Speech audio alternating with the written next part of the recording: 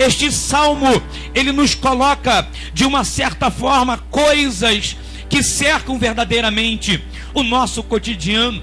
Mas uma coisa que me chama bastante a atenção é que mesmo Deus no seu governo, no entanto, Ele não vai anular as nossas vontades. É que mesmo Deus sendo soberano, Ele não vai impedir as nossas decisões. É bem verdade que quando vamos olhar dessa forma, e isso se chama livre-arbítrio, Deus não vai nos fazer de um boneco chamado marionete, aonde Ele tem o controle e tem o domínio sobre as nossas decisões. Não, muito pelo contrário. Muitas das vezes por decisões que tomamos erradas, decisões que tomamos por envolvimento de emoções, e essas decisões nos levam a pagar preços caros, preços que muitas das vezes choramos, preços que muitas das vezes nós assim pagamos, e pagamos de uma maneira muito alta, mas mesmo assim Deus vai assim respeitar as nossas decisões. Quando eu vou olhar, querido, para o autor desse salmo, eu vou ver que este autor, ele reconhece uma soberania divina, ele reconhece a sua limitação. Quando eu vou ver, querido, tempestades que cercam a nossa vida, eu vou ver, querido, nós muito dependentes da graça e da misericórdia de Deus. E aí, lendo e estudando um pouquinho a Bíblia, eu pude contemplar dentro da Escritura Sagrada algumas tempestades que o Senhor Deus permitiu que fossem relatadas, tempestades essas que chegaram ao nosso conhecimento. E cada um de nós tem um porto desejado, cada um de nós tem um porto aonde queremos chegar, cada um de nós temos um alvo, cada um de nós temos uma meta, cada um de nós temos o que? Um propósito. Mas para que este propósito, para que este alvo, para que esta meta ela possa ser alcançada, nós precisamos, querido, entender que Deus, Ele pode fazer com que eu e você possamos chegar neste porto seguro. Eu e você podemos alcançar, querido, o cumprimento dessas metas, que eu e você podemos, independente do nosso grau intelectual, independente, querido, do nosso credo religioso, querido, chegar no nosso porto seguro. Tem muitas pessoas que nesta noite vão começar a saber identificar as tempestades que cercam. Estarei aqui de uma maneira rápida, sucinta e objetiva, relatando 3 tipos de tempestade que cercam a vida de um homem, que cercam a vida de uma mulher. E aí, querido, a minha oração é que quando a tempestade chegar até o teu barco, que é a tua vida, você saiba identificar o tipo de tempestade que está te envolvendo, que está te afrontando, para saber ter um posicionamento.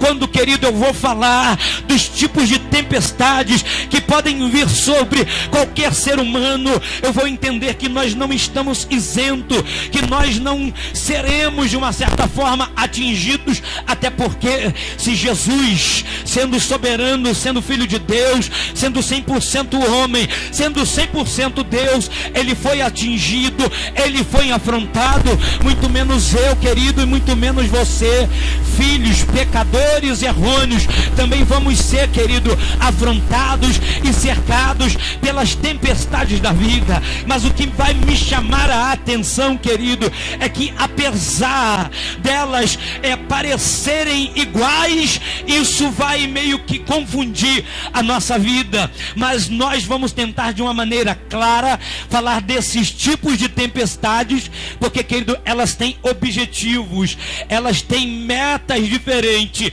e nós vamos aprender um pouquinho mais sobre algumas tempestades que cercam a vida de um ser humano. maligno que cerca uma vida de uma pessoa, que servem muitas das vezes para sondar, querido, a nossa mente, o nosso coração. É como falamos aqui na manhã desse dia, as tempestades vão servir para nós identificarmos como nós estamos diante de Deus. As tempestades vão servir para melhorar o nosso posicionamento. As tempestades, elas vão servir para que possamos esquadrinhar o nosso íntimo, o nosso interior, e nós vamos sair, queridos, melhores da tempestade. Nós vamos sair, querido, mais crentes no meio da tempestade. Nós vamos sair, querido, com mais intimidade no meio da tempestade. Deixa eu melhorar a sentença para que você possa entender que essa tempestade não é para o teu fim, que essa tempestade, ela pode estar, querido, com vento contrário, mas ela teve data para iniciar e vai ter data também para terminar. Algumas pessoas entenderam essa tempestade, ela tem data para início, mas ela tem data para término. Quem sabe na noite desse dia o término esteja decretado sobre a tua casa, sobre a tua família e sobre a tua história. Vem, querido, comigo para entender essa história, independer do teu, querido, problema, independente do teu credo. Este é o momento que Deus escolheu para mostrar a mim e você que Ele está no controle de tudo. Eu queria falar sobre essas tempestades, mas antes eu preciso mostrar como as tempestades elas surgem. Eu quero falar de uma tempestade que ela vem por parte do adversário. A primeira tempestade que eu quero que você entenda, que cerca a nossa vida, muitas das vezes, ela vai vir por parte do diabo. A Bíblia vai dizer no Evangelho de Marcos, ela vai dizer no Evangelho de Mateus, de Lucas, mas em especial no Evangelho de Marcos, no capítulo 4, do versículo 37 ao 41, que Jesus juntamente com os discípulos estavam imbuídos de uma grande missão. No campo espiritual ninguém sabia, no mundo espiritual ninguém entendia. Jesus estava com os discípulos no barco e eles estavam embaixo de um propósito. E qual era o propósito? Ir até Gadara. Porque quando eles chegassem em Gadara, iria acontecer algo extraordinário. Uma alma, ela seria alcançada pelo reino de Deus. A história vai dizer e vai relatar que um vento contrário, que uma tempestade contrária se levantou contra os barcos que estavam ali, e principalmente o barco que estava os obreiros de Jesus, e Jesus também estava naquele barco. A história vai dizer que o vento era contrário, porque, querido, para Deus uma alma, ela tem uma importância muito grande. Uma pessoa que quando ela é verdadeiramente alcançada pelo Senhor, Deus Todo-Poderoso, querido, ela faz miséria no inferno. Tanto que este homem, que a Bíblia não se preocupa em trazer o seu nome, a Bíblia não se preocupa em dizer qual era a sua família, qual era o seu grau intelectual, mas a Bíblia mostra o sistema miserável que ele estava vivendo. A Bíblia diz que o seu lar, que a sua casa era um cemitério, que a sua vida era uma vida de ruína. E o que me chama a atenção é que no campo espiritual, às vezes essas tempestades, elas surgem, elas se levantam. Entenda, querido, uma coisa: quando você está quietinho no seu canto, você não quer compromisso com Jesus, você está vivendo uma vida de erro, uma vida de pecado, não tem tempestade, não tem nada. Tem pessoas que te oferecem um copo de bebida, tem pessoas que te oferecem até mesmo um prato de comida, te chamam para ir para lugar tal, para lugar tal, mas bastou, querido, você dizer e declarar, fazer uma aliança com Deus, que tudo muda. Basta você dizer: a partir de hoje eu vou ser um servo de Deus, uma serva de Deus, eu vou fazer a obra de Jesus. Vem vento de tudo quanto é lugar, irmãos. Aí nós precisamos identificar que essa tempestade, ela não é de Deus, que essa tempestade é do adversário. Só que a minha geração, querido, ela tem sido uma geração tão natural que não consegue mais identificar. Pastor, o senhor está espiritualizando tudo? Não.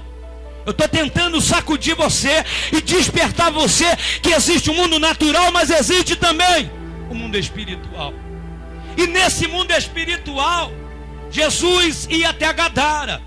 Na sua presciência, no seu 100% homem, ele estava no barco, mas no seu 100% Deus, ele já estava vendo aquele homem que morava dentro do cemitério, sendo querido, um novo convertido, e indo em Decápolis, pregando a palavra e anunciando o reino de Jesus. Porque o olhar de Deus, querido, ele vai muito à frente. Porque o olhar de Deus para a nossa vida é um olhar que vai muito à frente. Quando Deus ele olha para nós, e se ele fosse colocar numa balança, nós seríamos, querido, assim descartados, porque verdadeiramente nós damos muito prejuízo para o reino de Deus. Mas quando Deus ele tem o seu filho Jesus, e a Bíblia diz que Jesus é o nosso advogado, ele chega diante de Deus e diz: dá mais uma chance para ele. Porque Jesus está vendo lá na frente o que nós vamos fazer para agregar valores no reino de Deus. E foi por isso, querido, que o inimigo se levantou. E segundo os historiadores, dizem que o nome do vento era Euraquilon. O negócio é forte. Mas na verdade, gente, o problema era outro. O problema era que o adversário, o diabo, não queria que Jesus chegasse em Gadara. Sabe o que acontece às vezes quando essa tempestade que o adversário ele levanta contra a tua vida, na tua casa, no teu lar, na tua família, na tua vizinhança? É para que eu e você, querido, possamos entrar em desespero, possamos ter medo, possamos, querido, estar nervosos, possamos, querido, não identificar que é Ele. Quando eu vou ver, querido, que Jesus, sendo filho de Deus, juntamente com os seus obreiros, foram alcançados por essa tempestade, mas que nessa tempestade não mudaram o foco daqueles homens, mas que nessa tempestade trouxeram a ele intimidade, trouxeram para eles sensibilidade e, acima de tudo, querido, trouxeram para eles autoridade. Porque quando nós estamos numa tempestade como essa, que sabemos se identificar que é o adversário que está causando tudo isso, é duas coisas que a gente precisa entender. Nós não podemos ficar chorando. Existem tempestades que nós vamos aprender aqui nessa noite, que nós não temos que ficar chorando. Sniff, sniff, sniff. E não temos que ser como aquele seriado do Chaves, chamando mamãe, mamãe, mamãe. Não. Nós temos que agir com autoridade, dizer: olha vento, olha vento, olha vento, o Senhor te repreenda, olha mar, cala-te. Existem tempestades que a gente tem que se levantar, existem tempestades que a gente tem que confrontar. O problema, querido, que quando é para a gente confrontar, para a gente repreender, a gente não faz, a gente está chorando. Tem muita gente, querido, sendo afrontado por essa tempestade levantada pelo adversário com o único propósito de parar você, de minar a sua fé, de fazer você se entristecer, de fazer você desistir. E sabe o que está acontecendo? Você está quase desistindo, você está quase parando, as suas forças estão quase sendo aniquiladas. Só que essa tempestade não é para você chorar. Essa tempestade não é para você desistir. Essa tempestade é para você usar a autoridade que Deus te deu. Essa tempestade, querido, através da inerrante palavra do Senhor, é para você buscar mais intimidade com Deus. Você vai ver que quando eles chegam em Gadara, eles chegam igual o Quarteto Fantástico. Chegam cheio de fé, cheio de ânimo. Quem é? Quem é? A história diz que aquele homem que morava dentro do cemitério, ele andava nu, ele se jogava nas pedras, mas eles não tiveram medo, muito pelo contrário. Tamanha tenha sido a experiência que eles saíram dali, que logo de cara, quando o demônio chegou, falou: Jesus, ainda não é chegado o tempo. Só que Jesus, querido, não vai ficar perdendo tempo falando com o diabo. Só que Jesus, querido, não vai ficar perdendo tempo com aquilo que não tem edificação. Só que Jesus, querido, quando ele entra na história de uma pessoa, é para mudar, é para transformar, é para fazer com que o sistema venha cair por terra. Você não está entendendo, querido? Essa tempestade, você vai sair dela mais forte. Quando o problema se deparar com você, ele já vai vir manifestado, e o discernimento já vai vir junto contigo. A segunda tempestade que eu quero falar é uma tempestade agora complicada. Falei de uma tempestade que ela tem a sua origem do diabo, de uma tempestade que ela tem origem vinda do adversário. A segunda tempestade que eu quero falar aqui com os irmãos é uma tempestade que vai mudar um pouco o teu semblante, que vai confrontar a você como me confrontou, que é aquela tempestade que vem pela ira de Deus. Entenda que essa tempestade, ela não é do diabo. Essa tempestade que eu vou falar agora, ela vem pela ira de Deus. E aonde o senhor vai achar uma passagem, pastor, que vai falar sobre isso? Vamos lá, Jonas, capítulo 1, do versículo 1 ao versículo 4. Depois você vai ler em casa. Eu vou contar só um pedacinho aqui da história.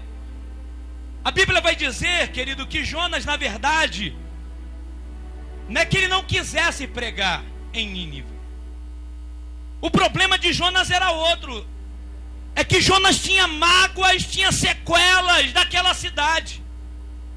É que quando a gente vai estudar um pouquinho a respeito dos ninivitas, eles eram assassinos de profetas.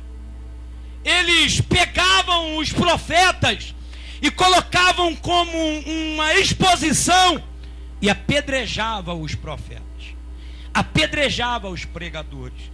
Lógico, como um bom entendedor, Jonas tinha amigos pregadores. Jonas tinha amigos que profetizavam. E lógico que Jonas, por ter amigos que profetizavam, Jonas ficou sabendo dos acontecimentos.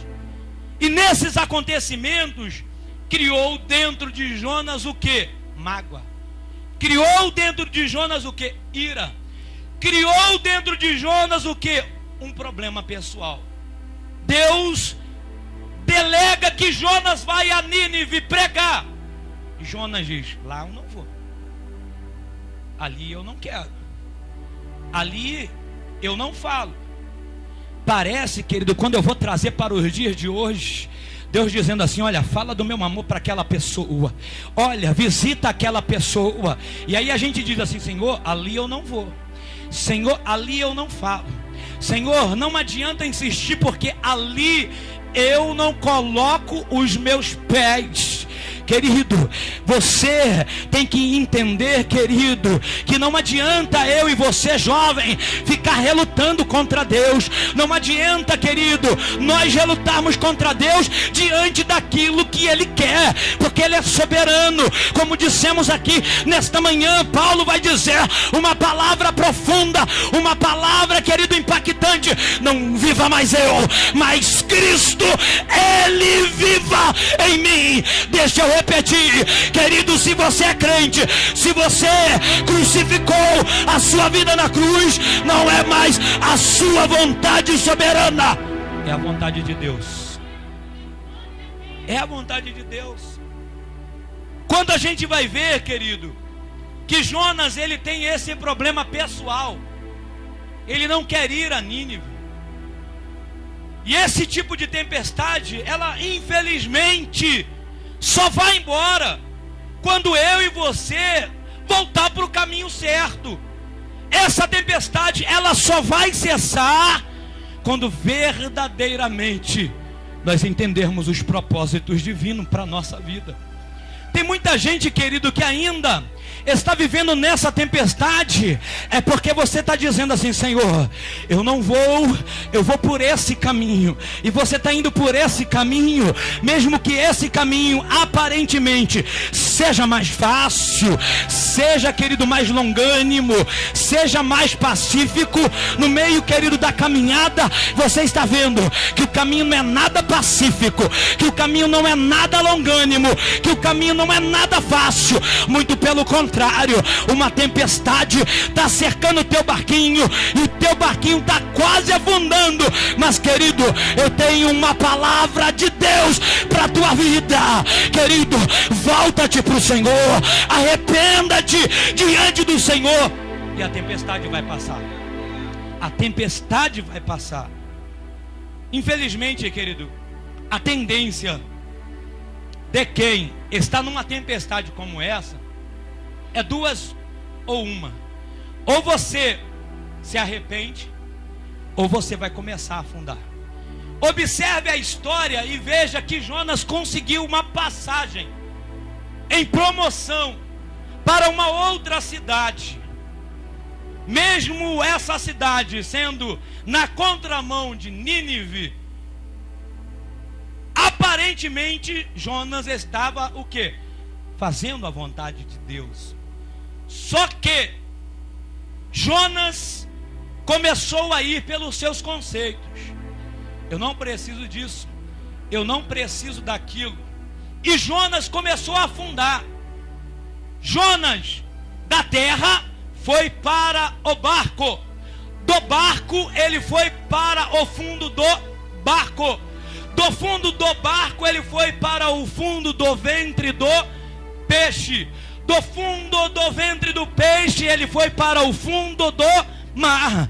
Querido, crente, quando não entende, está na rebeldia, a tendência dele é só afundar, é só afundar, é só afundar. Mas eu quero te dizer uma coisa, aleluia, louvado seja Deus. A Bíblia vai dizer no segundo livro de Crônicas, aleluia, a partir do capítulo 7, a partir do versículo 14, e vai dizer: se este povo que se chama pelo meu nome, aleluia, se arrepender dos seus maus caminhos, dos seus maus pensamentos, eu, o Senhor, Deus Todo-Poderoso, sararei a sua terra e ouvirei a sua oração. Querido, você só vai, querido, ficar nessa tempestade se você quiser.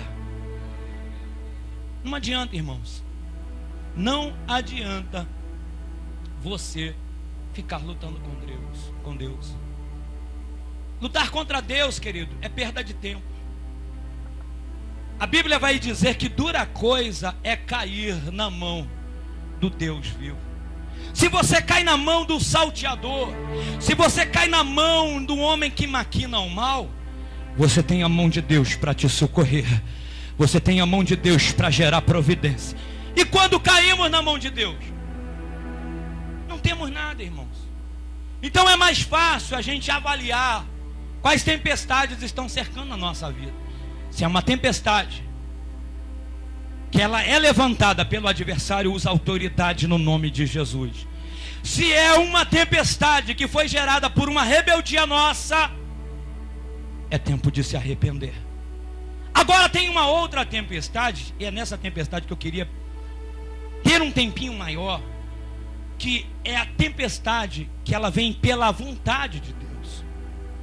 Só que essa tempestade que ela vem pela vontade de Deus, ela muda o curso do barco. Só que essa tempestade que ela vem pela parte de Deus, vai gerar alguns confrontamentos em nós. O livro de Atos, capítulo 27, do versículo 1, versículo 13 ao versículo 15, vai nos falar de uma viagem que um homem chamado Paulo de Tarso fez. E o que me chama a atenção é que nessa viagem nós estamos falando de o maior de todos os tempos missionários que essa terra ela já teve como o pregador da palavra. A Bíblia vai dizer que este homem chamado Saulo de Tarso, ele estava embaixo de uma promessa, e quem fez a promessa foi Deus, dizendo que Saulo sairia daquele lugar e iria até Roma, para que ele tivesse uma oportunidade de falar ali com o imperador, de falar ali com o rei que administrava Roma. A história vai dizer que Paulo está saindo do porto, só que Paulo observa que o tempo não era favorável.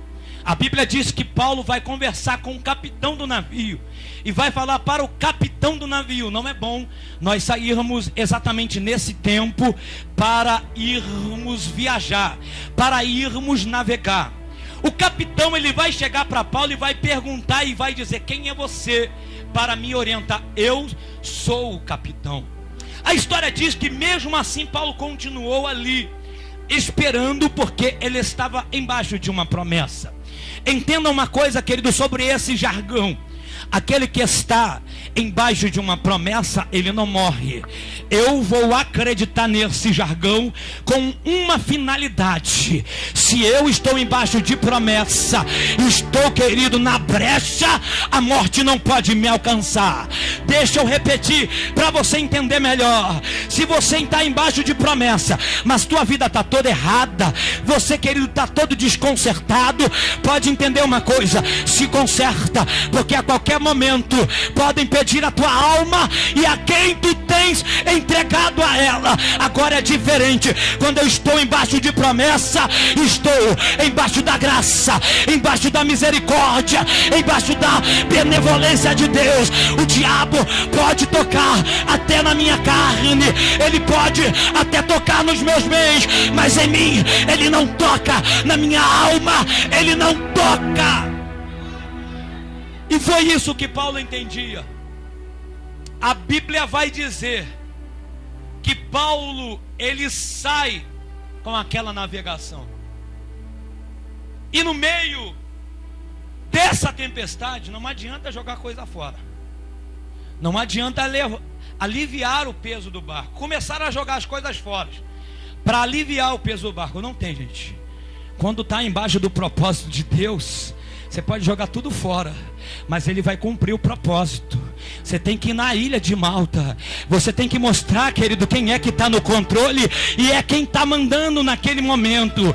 Querido, quando a tempestade ela é direcionada por Deus, o teu barquinho ele pode até se balançar. Querido, o teu barquinho ele pode até estar cheio de água, mas entenda uma coisa: quando Jesus ele está no barco, o barco não afunda.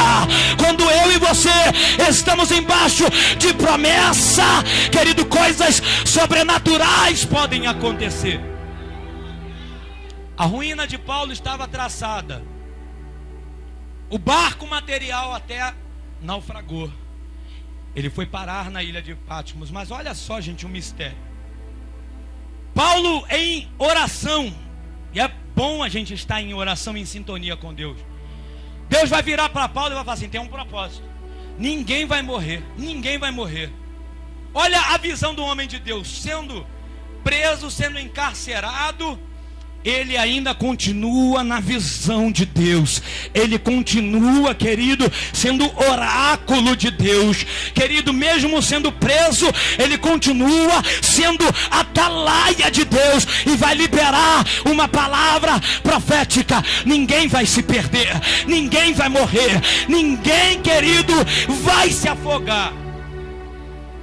Querido, nessa tempestade que Deus está proporcionando para a tua vida, ninguém vai se perder, ninguém vai morrer, ninguém, querido, vai se afogar. Chegando na ilha de Malta, a primeira coisa que gera no coração da liderança é aonde estão os presos. Começam a contar: 1, 2, 3, está faltando 1, 2, 3, 4, está faltando 1, 2, 3, 4, 5, contam todos, estão todos os presos, ninguém foge. Está todo mundo atemorizado. Ninguém está compreendendo qual é o propósito de Deus. A história ainda vai dizer, querido, que Paulo, ele é mordido por uma víbora. E aquela víbora, querido, diante da logística humana, era para Paulo morrer. Era para Paulo paralisar, querido, a sua caminhada. Mas, querido, aleluia, louvado seja Deus. O bom, querido, de estar na brecha, o bom, querido, de ter intimidade com Deus, é isso. A serpente, que é o diabo, ele pode até te morder, ele pode, querido, até paralisar, ou tentar paralisar os seus sonhos, mas não vai conseguir, não vai conseguir, não vai conseguir, não vai, irmãos. Qual a tempestade que tem cercado a sua vida? Eu queria que você pudesse se colocar de pé. Qual a tempestade que tem cercado a sua vida? Será que a tempestade que está cercando a sua vida, ela tem uma origem do adversário e você ainda não soube identificar? Será que a tempestade que tem cercado a sua vida, ela tem uma origem por causa de uma rebeldia? Ou será que a tempestade que você está enfrentando, ela tem uma origem porque está embaixo da vontade de Deus? De repente o teu barquinho está afundando. Está afundando. E só você sabe como está sendo difícil aguentar isso.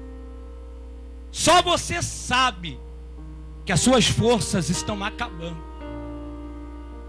De repente você está a ponto de desistir, porque a tempestade está forte.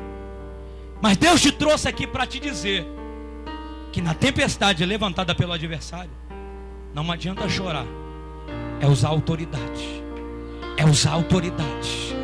Nessa noite, querido, você vai usar autoridade. A tempestade que é levada pela ira de Deus tem que ter arrependimento. Tem que ter arrependimento.